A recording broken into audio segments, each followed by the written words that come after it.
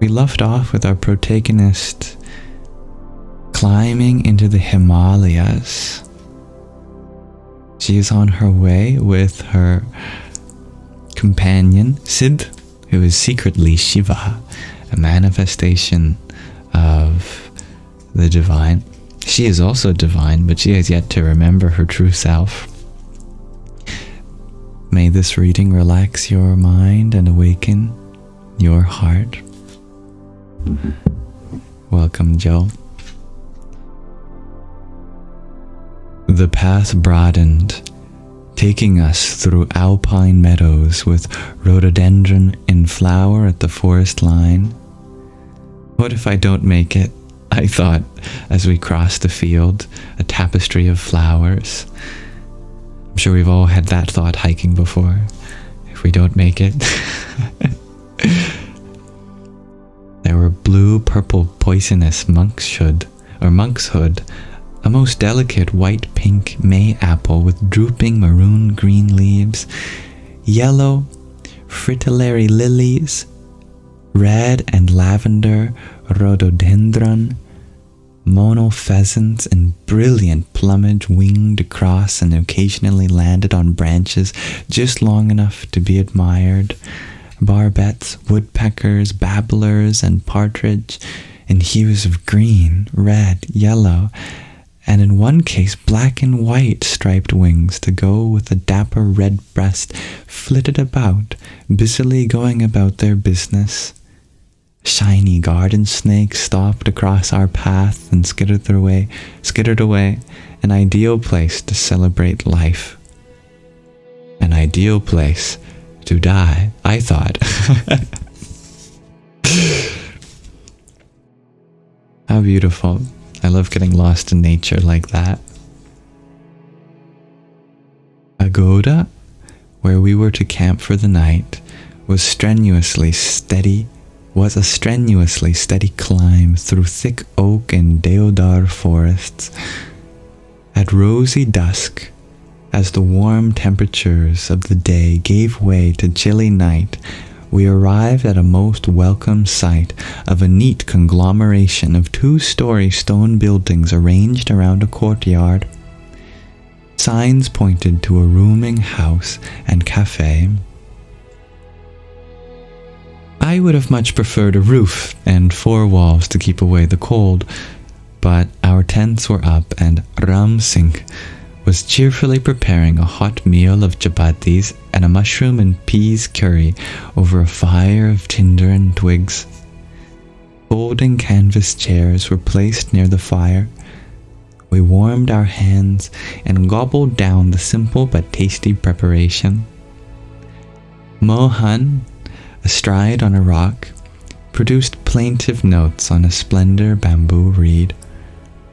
I handed out protein bars, which were gratefully accepted. Then Sid and I, bundled up in parkas, wool hats, gloves, and blankets, turned our chairs around, and, in imitation of those ancient sages, gazed up at the immense sky and the millions of stars spread across it like confetti.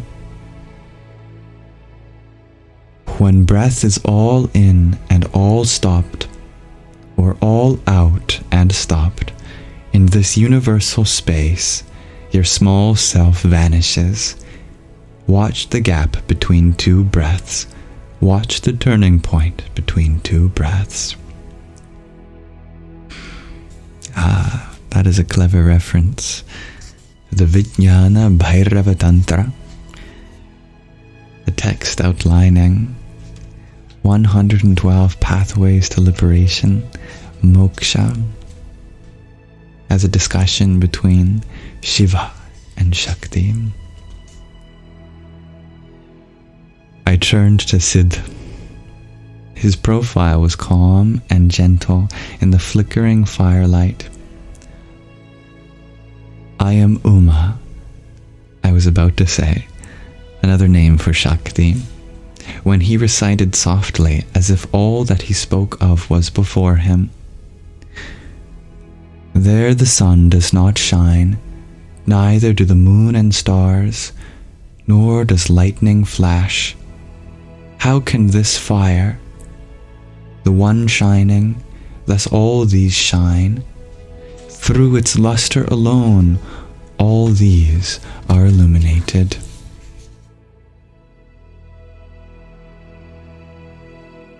The sages, possibly in this very place, understood that matter was energy, and that time, space and causation were crystallizations of the mind. They counted the galaxies in trillions. They determined the timing of the birth and death of our universe and imagined the possibility of this universe as only one of trillions of universes. But then they closed their eyes and turned their gaze inward. I closed my eyes, turning inward.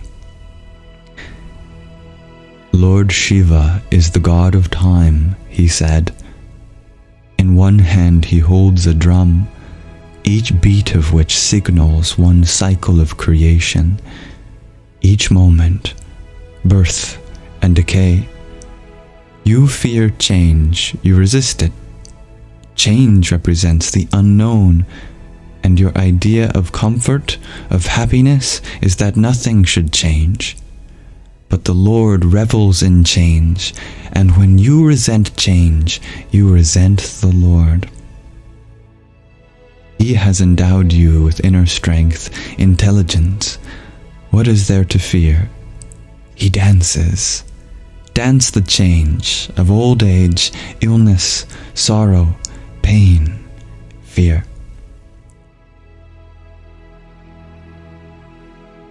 I crawled into my tent and fell into a deep, dreamless sleep until I heard Ram sing about. Breakfast, breakfast ready. We broke camp at dawn. I was rested and alert. The trail was less steep, with portions that were either flat or gently downhill, and the hot bath I'd negotiated with the rooming house contributed to the spring in my step. Along the route of rice paddies and gardens of potatoes and beans, tall, snowy peaks would suddenly materialize, only to disappear as we changed direction. Our next stop was a tiny hamlet sheltered on 3 sides by mountains, and reached by a wood bridge over a warbling stream. At a tea stall we drank more chai and loaded up on spicy snacks. That's one thing I think I'd have the most difficult time adapting to in India. Everything being so spicy. I'd take a sip of water. Oh, too spicy.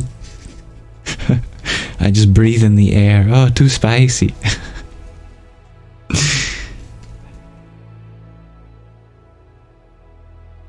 Even the sunlight, when it hits your skin, too spicy. Anyway, after a mile we came upon a scattering of uninhabited huts that Sid explained were occupied in summer by nomadic tribes. A few years ago, the government had developed a plan to appropriate their summer habitat for a park reserve. I fought on the tribe's behalf and won, Sid said. I thought you would want more park reserves, I said, to stop the rapid extinction of species. It is convenient for the government to deprive poor indigenous people, he said, but the wealthy all over the world can take over precious, fragile lands and build their palaces, and no one is there to stop them. These tribes have been here for centuries and hardly have a carbon footprint. Their lives are an example to us all. No car, no phones, no televisions, no refrigerators. But governments and upright citizens all over find them an inconvenience are in the process of eradicating them altogether. Ram Singh handed out packets of dried apricots and almonds, and we filled our water bottles with icy water from the gurgling stream. Father and son stood apart while we ate, and I realized I had not seen either of them eat or drink. The rishis got one thing so wrong, I said. The rishis are the ancient seers of India. The caste system, conceived along with its convenient handmaiden reincarnation. If you are born into a low-caste family, you lose your rights, you are treated badly, you are exploited, and all this is entirely your fault because the reason you were born a low-caste person in the first place is because you were a bad person in your last life. Cruel, inhumane, and beautifully logical. A crime against humanity.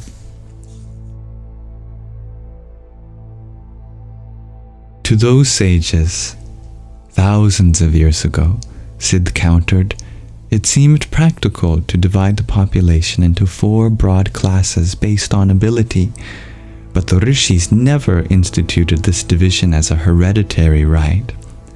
To imagine that a vocation should be hereditary is nonsensical, because it is common knowledge that a person skilled in studying the Vedas, the ancient scriptures, could have a person skilled in business as their child, or sculpting, and vice versa. And if the rishis were anything, they were logical. Over time, this simple arrangement that was designed to be fluid became set in stone, a short-sighted and mindless system that protected the top tiers and denied rights to others to the point of enslavement. But, thanks to the World Wide Web, these divisions are loosening and will soon disappear altogether. The planet is evolving into a single neural network. Is that so? I scoffed. I'll be convinced when an untouchable woman is made the high priestess of a great temple. A delightful idea, he smiled. But why confine her to that dismal job? She might prefer to be the high priestess at CERN, where she makes the next discovery and composes the next Upanishad. As for reincarnation, it's only a reasonable theory. There's no evidence or proof to support it. The rishis accepted it as more reasonable than the alternate belief in a god, an uber headmaster up there who jots down your pulses or your pluses and minuses. Messing up all these words. Who jots down your pluses and minuses and sends you off to heaven or hell for eternity after just one try at this life. Are Hitler and the poor man who steals a loaf of bread to feed his family doomed to suffer the exact same fate? To burn in the fires of hell for eternity? I quite like that hell of fire and brimstone and its denizens, I said. A busy place filled with purpose. Through me you go into a city of weeping. Through me you go into eternal pain. Dante's hell can be circumvented, sidestepped by a few timely moves, but not relentless reincarnation, the scarier scenario by far. Sid replied, I like to think of reincarnation not as retribution, but as an opportunity. The grace which we deal with our sorrows and joys is what matters and contributes to our advancement. Every life you live is your chance to reach that ultimate reality, your true self. We began the final ascent to the lake. What about love? I asked. How did these sages look upon love, ordinary love, falling in love, loving, being loved? Or was the idea of human love too banal for them to give it much thought? On the contrary, Sid replied, love in all its forms was a compelling subject for the sages. In their Brihadaranyaka Upanishad, sage Yajnavalkya gives us an exact definition of love. It is not for the sake of the husband, my dear, the sage says to his beloved Maitreyi, that the husband is loved, but for one's own self that he is loved. Does he mean that love is innately selfish? I asked in return. Love is neither selfish nor unselfish. The individual, the jiva in Sanskrit, limited and small, is forever on the hunt for something to attach to capture, to win over, to consume, some object that will satisfy her innate hunger, her longing for happiness, for completion. If she could only fill that void, she thinks, find that missing piece, happiness will be hers, and she is convinced that an object external to her, a car, a house, a vacation, a lover, a husband, a child, is the solution.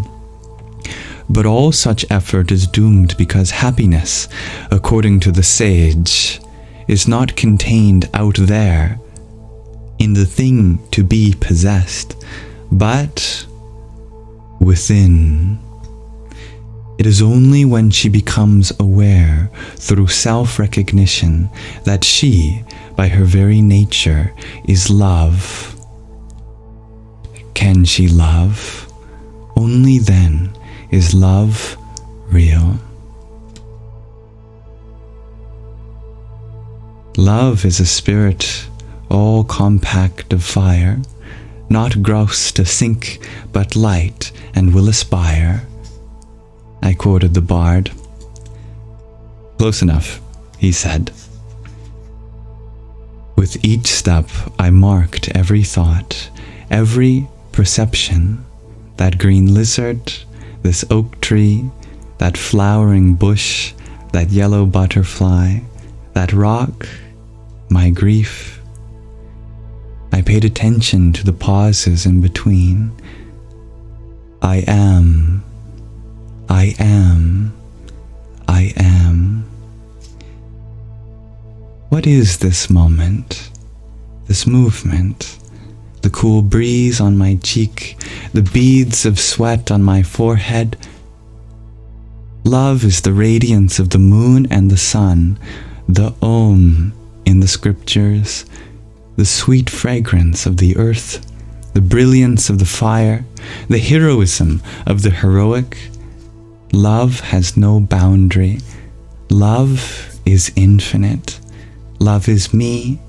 I am not in need of searching for it, because I am love.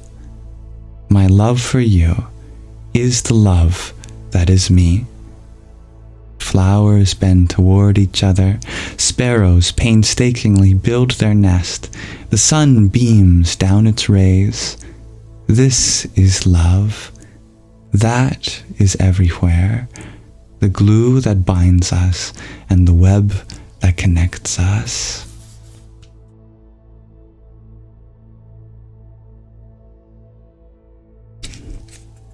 And that is the ending of the 12th chapter. If I remember correctly, that's right. But not quite the end of our reading session tonight. Before we end this chapter, there's another layer to this story, because our protagonists are secretly the divine mother and father of the universe. Here is the layer of the story at the level of the divine. She's listening. It's the first step, but she's distracted, Sid informed Miss Nandi. Why was he surprised, Miss Nandi wondered, after what the poor girl had been through. Perhaps you could,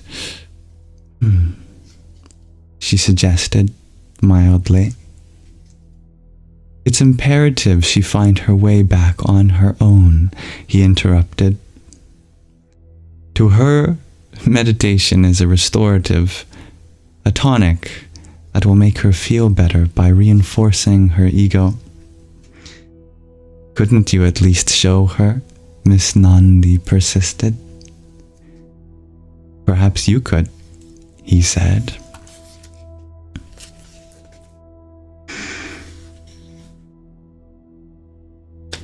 Thank you for listening. That is the end of Moksha, Liberation, a woman's journey to self-discovery and freedom from suffering.